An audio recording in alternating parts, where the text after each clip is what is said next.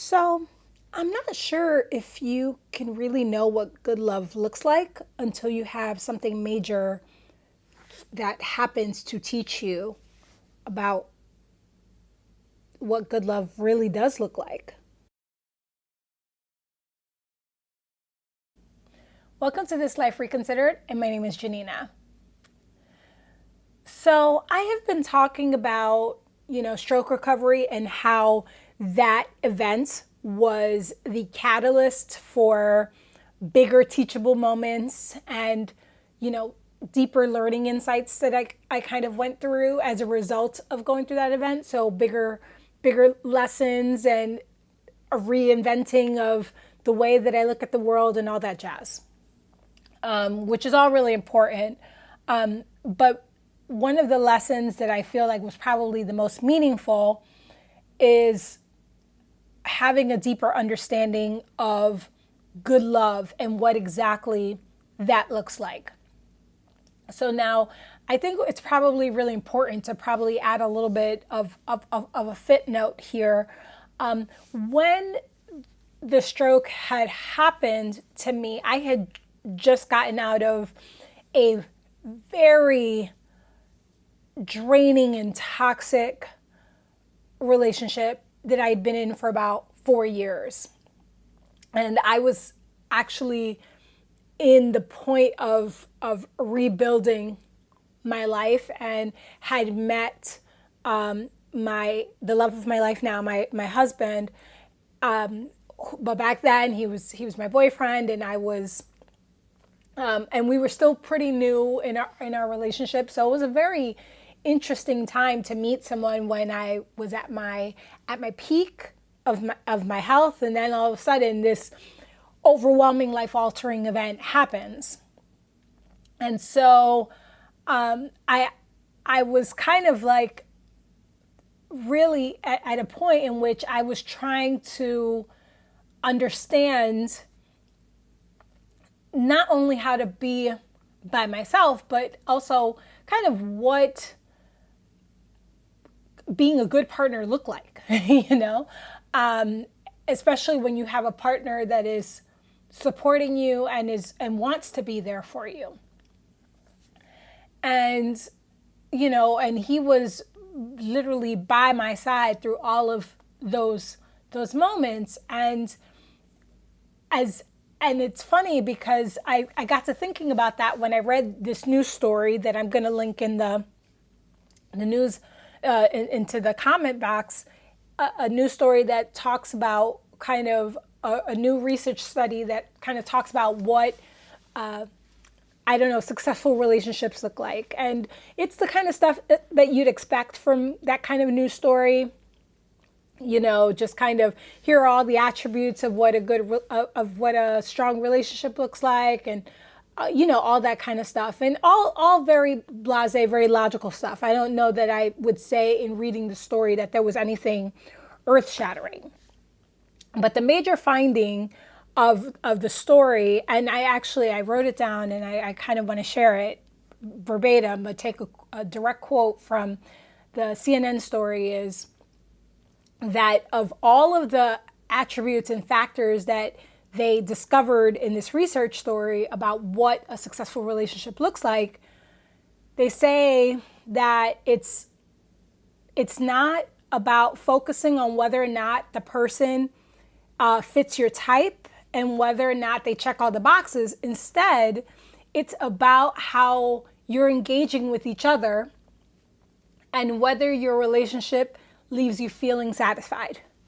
Which felt, if you're going to research relationships and successful relationships, of all the attributes you can identify and all the factors you can identify, that is the big master aha, that it's basically how you relate to each other and whether your relationship leaves you being satisfied. So it felt very like, okay, low stakes, that's it.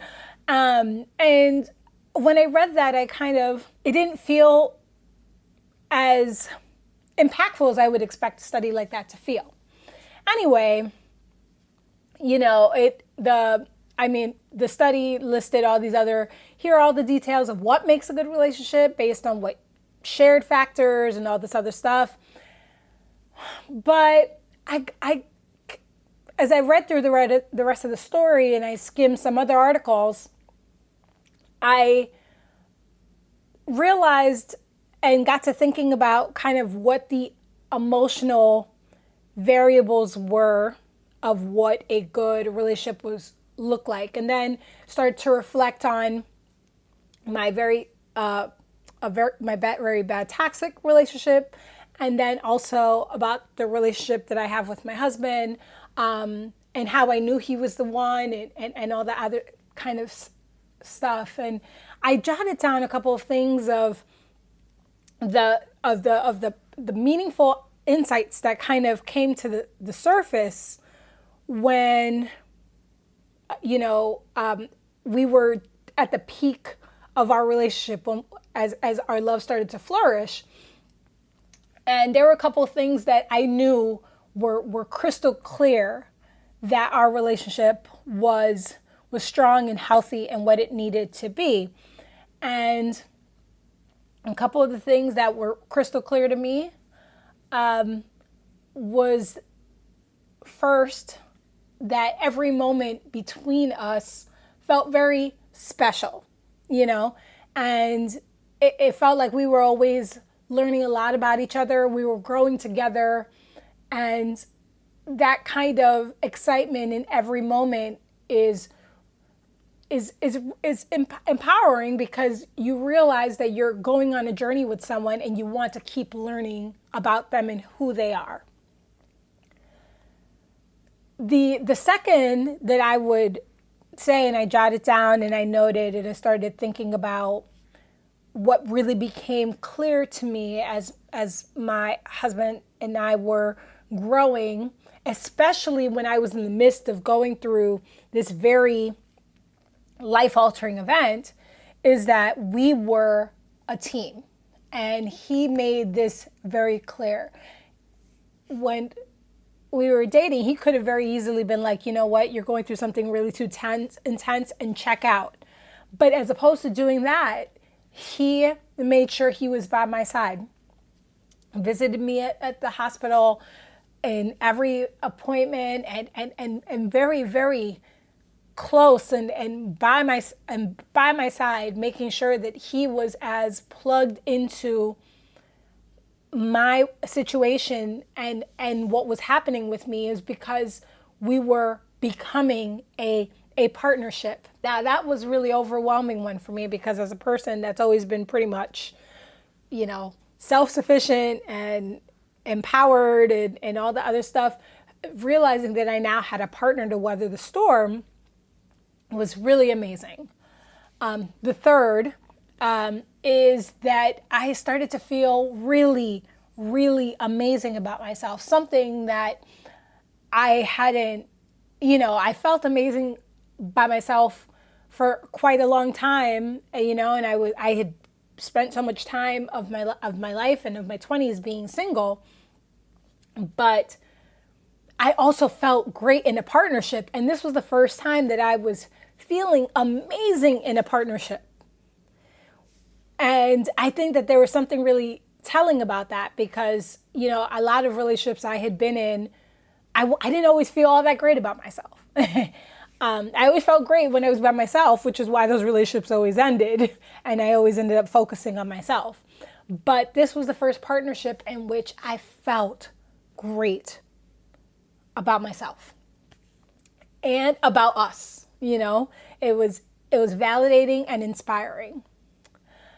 The fourth insight that was really, really meaningful was that, the relationship didn't feel like work. Like, I wanted to show up every day because he inspired me to be present. And I wanted to put in the effort because I wanted to make sure he was as happy with me as I was happy with him. And I would say the fifth insight was that I was really committed to making it even better than than it was. And it was already great. And the desire to want to continue to sharpen and refine and improve our relationship, I think, was a testimony to the fact that it wasn't just a relationship, but it was a journey, and it was going to be a committed journey. And I'll be honest, I think a lot of these things really started to emerge when we were kind of in the thick and of the trenches of one of the most difficult things for the both of us. And, you can always be with someone when things aren't all that difficult, but the fact that this kind of amazing dynamic emerged in the infancy of our relationship and at the most challenging time was validation that I was not only in a healthy relationship, but in a good love. And to have that experience happen in the midst of probably a very personal life crisis is really validating, because that's kind of when you want to give up. And to know that you're being shown love, I think it kind of, me personally, I feel like it gave me a little bit of hope in the human race, because I was at the verge of giving up. And when I had this person by my side that was getting through all of this rough stuff with me, then it just somehow made things look like I knew they were going to be fine eventually, but somehow that kind of sped up the process of emotional healing, because it wasn't just that my friends loved me and my family loved me, but this other person that had a very different special place in my life also loved me and wanted to help me get through it.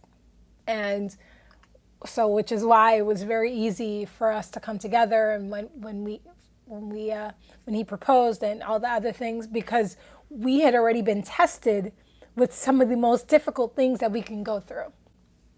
So, while good love comes in many different forms and can have a million different attributes, I'd like to contend that there are additional lessons that you can get when you're weathering some of the most difficult things that really, truly show you what good love looks like. And while I am sure, according to that recent study that was released and that baseline fact about, how it is you engage with each other and whether your relationship leaves you being satisfied, I'm sure that is true and fair.